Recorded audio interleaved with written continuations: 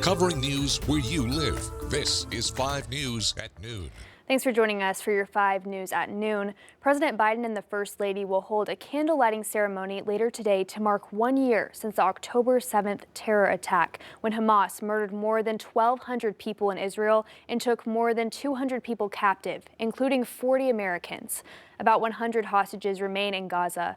Since then, fighting in the Hamas-controlled territory has been raging, with tens of thousands of Palestinians dead. Nicole Skanga is at the White House with more on today's remembrances.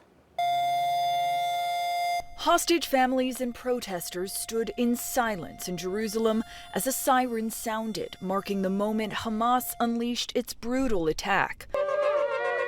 In Tel Aviv, a man blew the shofar, a ram's horn used in Jewish religious ceremonies, to note 1 year since the deadliest attack in Israel's history.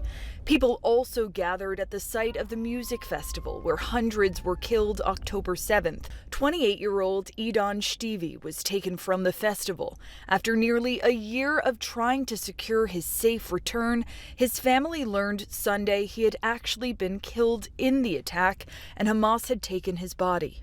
I feel that my heart is broken, and after 1 year of struggling, I cannot understand what's going on, and I can't understand that he's not here. Israel has been waging war in Gaza against Hamas since the attack. Tens of thousands of Palestinians have been killed, including many civilians. Millions have been displaced. Israel's leaders have vowed to continue fighting until Hamas is destroyed, but a year later, the group targeted the Tel Aviv area with rockets. Here in the U.S., there are a number of events around the country in memory of the victims of October 7th, as well as protests calling for an end to the fighting.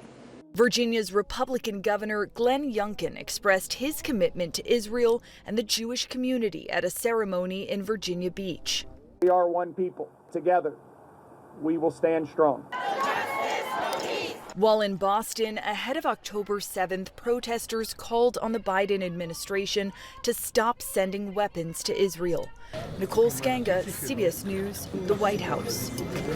A joint federal intelligence bulletin obtained by CBS News warns of potential violent extremism and hate crimes committed in response to the 1-year mark of Hamas's October 7th attack on Israel and the resulting conflict in Gaza.